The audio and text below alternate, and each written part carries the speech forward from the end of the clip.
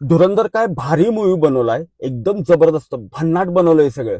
हमजा जेव्हा 2004 मध्ये पाकिस्तानला जातो तेव्हा केंद्रात इंडियन नॅशनल काँग्रेसचं सरकार होतं आणि पंतप्रधान होते मनमोहन सिंग. रहमान डकेतचा मृत्यू होतो 2009 मध्ये, तेव्हा पण सरकार काँग्रेसचं आणि पंतप्रधान मनमोहन सिंगच होते.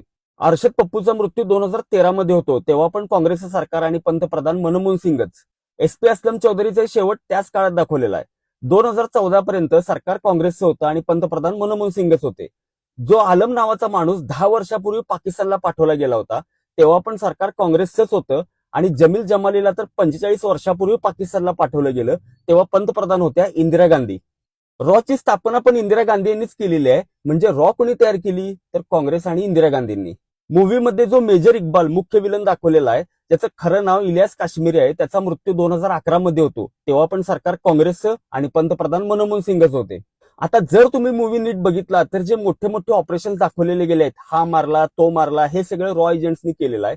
ते सगळं त्या 10 वर्षांच्या काळात झालं, जेव्हा काँग्रेसचं सरकार आणि मनमोहन सिंग पंतप्रधान होते. म्हणजे जे मनमोहन सिंग बाहेरून खूप शांत दिसायचे, ते प्रत्यक्षात मोठे मोठे ऑपरेशन्स करत होते. आता जे लोक